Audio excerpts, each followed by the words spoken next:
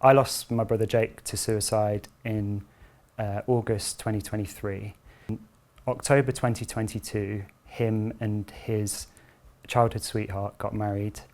A week later, she was given the devastating news that she had a very rare and aggressive cancer, and then she died at the end of June.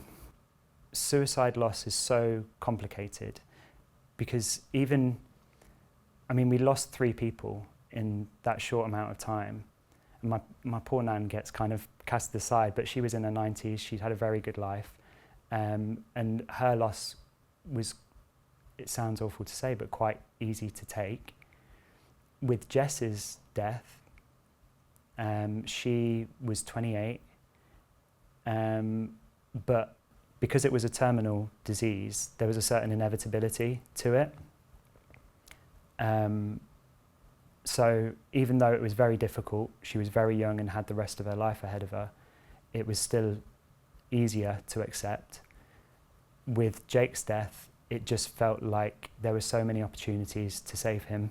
Even though I knew I'd done everything I could, I just felt like there was more I could have done, and I think everyone feels like that. And so yeah, I think I just needed, because of all the different emotions that come with a suicide loss, I think I just needed someone who was a little bit more specialist as well, who understood and had either been through something similar or had dealt with lots of other clients who'd been through the same thing. So they knew kind of what to expect and how to give me what I needed in that time. And I was on the waiting list for therapy, which eventually came in the February of 2024. But at the time, I didn't really think the NHS therapy was very good. I would, recount kind of loads of the things that we'd been through, and she would just say, "Oh, that sounds really hard." And I was like, yes, it was. That's kind of why I'm here. But at the time, I think she saw that I just needed to get it all off my chest and have it seen and acknowledged, kind of everything that I was going through. But really, it didn't do enough to really validate what I'd been through. But a lot of people still won't take you on until you're 6 months bereaved. So that compounded that isolation that I was feeling. But yeah, when I reached out to Suicide&Co, filled in the application, and they said, we don't take on any clients until we're 6 months bereaved. Fine. But then it was the fact that you reach back out and contact. It was almost 6 months to the day since we'd lost Jake. And that just made me feel so much less alone, that someone saw me and saw that I was struggling and needed help. And yeah, just helped me through a time of need.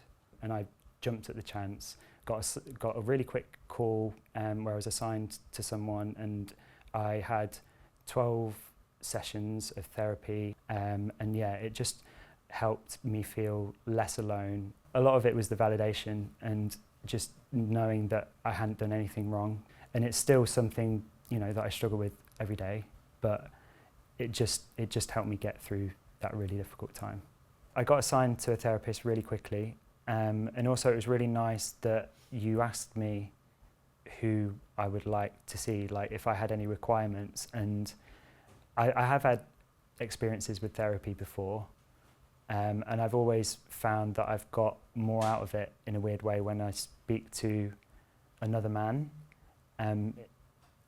I think just it's difficult for men to speak about these things, and I think I actually found that I got more out of therapy when I was speaking kind of man to man and with someone who kind of came from a similar position to me and had that similar kind of understanding.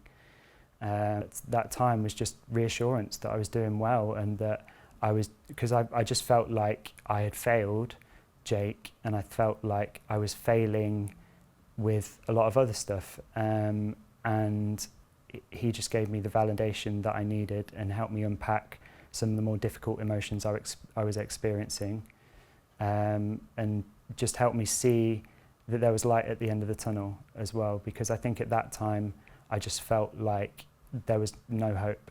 I felt like the world was a very cruel place, and I think I got a glimpse of how Jake felt as well. I don't think it was as simple as he had lost his wife, so he was sad and took his life. I think he despaired at the world that had allowed that to happen.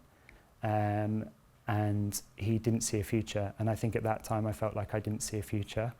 I think it really helped me as well because I hadn't worked a lot during the time that Jess was ill, where Jake was struggling. After Jake's death, there was a long period where I hadn't worked, so I was freelance, so I didn't have a lot of money, and I couldn't afford therapy as well, really. So I had to wait for the NHS therapy or receive it completely free at the point of care, which Suicide&Co was able to provide. So yeah, that was a massive burden off my shoulders as well, to know that it was all completely free of charge.